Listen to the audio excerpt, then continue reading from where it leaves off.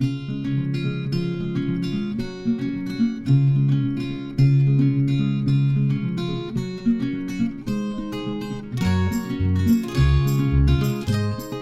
the next 2 weeks, we're going to finish up the book of Genesis talking about Joseph, but I want to summarize the end of Jacob's life before we jump right into Joseph. So last week we left off with Jacob, where he's leaving Laban, going back to his homeland, and on the way there he has another encounter with God. This is where he wrestles God. God changes his name from Jacob to Israel. And the word Israel is a combination of two Hebrew words, wrestle and God. And so most scholars understand that to mean that Jacob wrestled with God, or some say it means he wrestled with God and prevailed. So God gave him that name, and of course that became the name of the nation of Israel eventually. Now Jacob had several sons through Leah, Rachel, and two other wives, Zilpah and Bilhah. Altogether he had 12 sons, and these are the names of the 12 sons, and they of course became the 12 tribes of Israel that most people are very familiar with. Reuben, Simeon, Levi, Judah, Dan, Naphtali, Gad, Asher, Issachar, Zebulun, Joseph, and Benjamin. These are the 12 tribes of Israel, and all of Israel's future was born out of these 12 men, the 12 tribes of Israel. So as we finish the book of Genesis, the remaining chapters, they pick up following the life of Joseph. As I said, Jacob had several children, but the remaining chapters of Genesis really focus on the life of Joseph, even though all of his sons play a role in the end of the story. We don't have time to get into all the details of Joseph's life, so I'm going to have to summarize quite a bit. But basically Joseph's life, the Bible kind of picks up around the time he's about 17 years old, and he's already starting to have some trouble with his brothers. It tells a story about how he observed them doing some things in the field they shouldn't have been doing, doesn't tell us what it was, and he goes back and kind of tattletales on his brothers to Dad, and of course that doesn't get him a very good reputation with his brothers. And then he has these dreams where his brothers are bowing down to him, and that just makes them even more angry. He has another dream where not only his brothers are bowing down to him, but his mother and father are bowing down to him. So now his dad's a little bit mad at him too, and the whole family's kind of, and he's just immature, in how he handles this. Obviously God was showing him about his future, but he's a 17-year-old, and so he's not really handling it correctly. So he gets on his brother's bad side, and most people are familiar with the story. His dad had made him a coat of many colors as a sign of favor for Joseph, and he's out in the field with his brothers one day. They have the idea to kill him. Some of the brothers speak up, decide not to kill him. Instead, they're going to sell him into slavery. And at 17 years old, Joseph is sold into slavery. And this is the first major setback in his life. And there will be several more, but this one is the first major setback in his life. And so the story kind of picks up in Genesis chapter 39. That's where we want to begin tonight. It says, "Now Joseph had been brought down to Egypt, and Potiphar, an officer of Pharaoh, the captain of the guard, an Egyptian, had bought him from the Ishmaelites who had brought him down there. The Lord was with Joseph, and he became a successful man, and he was in the house of his Egyptian master. His master saw that the Lord was with him, and that the Lord caused all that he did to succeed in his hands.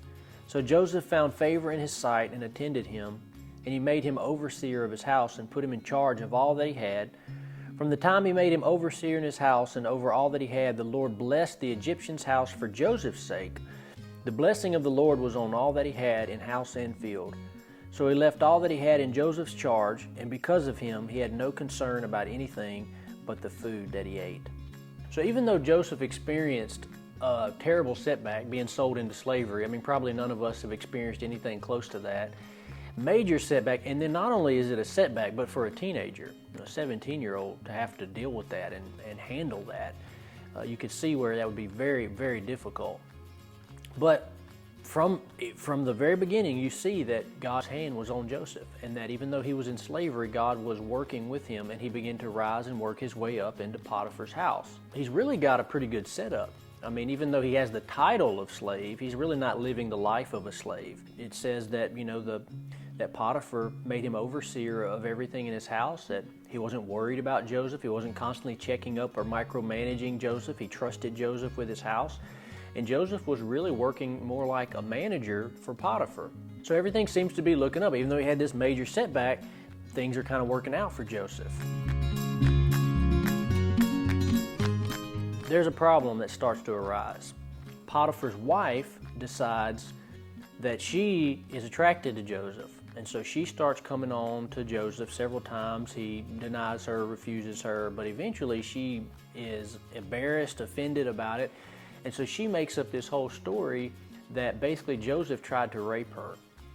And when Potiphar hears about it, it's another major setback for Joseph. And we see in verse 19, it says, "As soon as his master heard the words that his wife spoke to him, 'This is the way your servant treated me,' his anger was kindled, and Joseph's master took him and put him into prison, the place where the king's prisoners were confined, and he was there in prison." So this is the second major setback in Joseph's life. And it's just so unfair, such an unfair situation. First he's sold into slavery. He overcomes that, works his way up, seems to be doing really good. Everything's on the up and up. Everything's working in his favor. Now this totally unfair situation happens where he's removed, jerked out of that high position, and he's in prison having to start all over at ground zero again. But even in prison, Joseph is still thriving. And we see this in verse 21. It says, "The Lord was with Joseph and showed him steadfast love and gave him favor in the sight of the keeper of the prison. And the keeper of the prison put Joseph in charge of all the prisoners who were in the prison. Whatever was done there, he was the one who did it. The keeper of the prison paid no attention to anything that was in Joseph's charge, because the Lord was with him, and whatever he did, the Lord made it succeed." And so again, you see Joseph thriving in the middle of setback.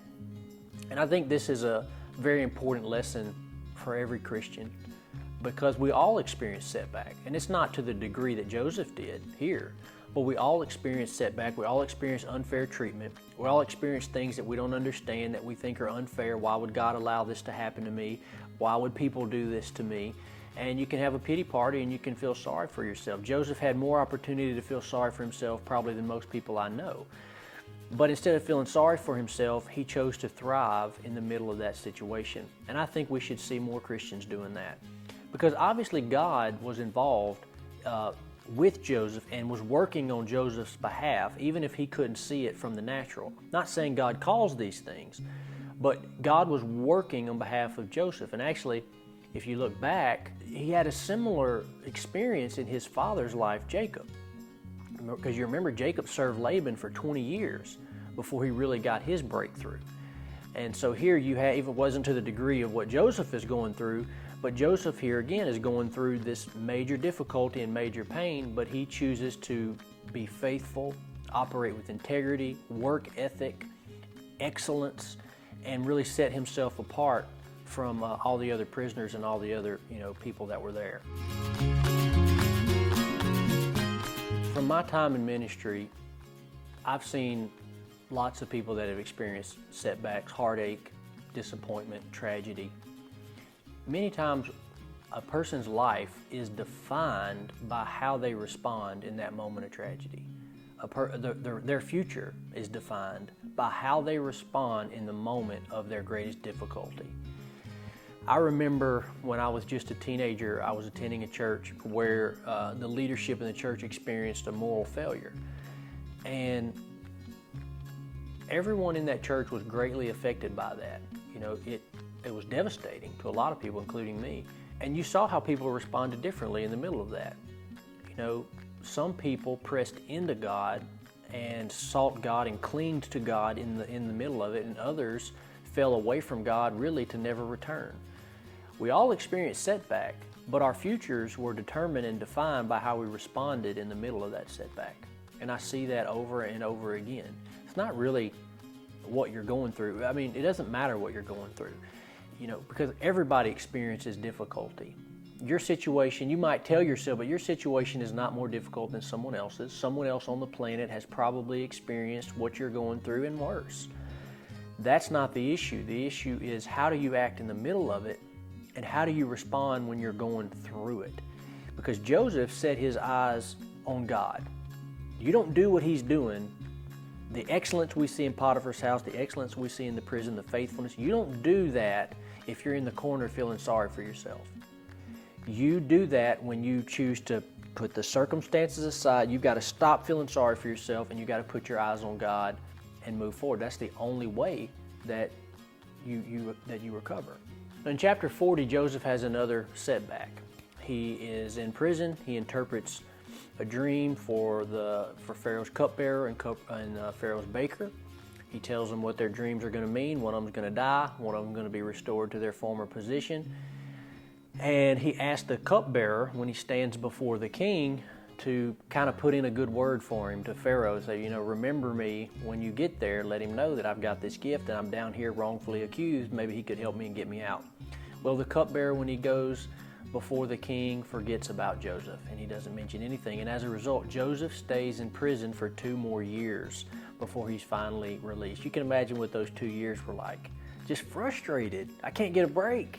I just can't get a break. I can't get this thing to work out in my favor. But he's down there for 2 more years. So again, another setback that he experiences. It ends up being a total of 13 years that he goes through these major setbacks in his life. And all the while, you see his character on display and him, responding correctly. Finally, in Genesis chapter 41, Joseph gets the break that he's looking for.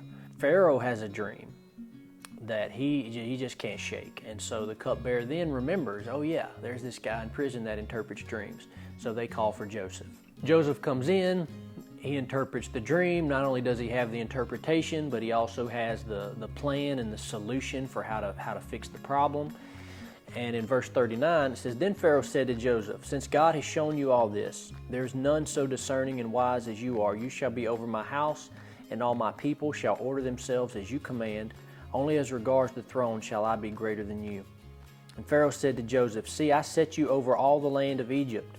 Then Pharaoh took his signet ring from his hand and put it on Joseph's hand and clothed him in garments of fine linen and put a gold chain about his neck. And he made him ride in his second chariot. And they called out before him, Bow the knee. Thus he set him over all the land of Egypt. Moreover, Pharaoh said to Joseph, I am Pharaoh, and without your consent no one shall lift up a hand or foot in all the land of Egypt. What was going on earlier in Joseph's day?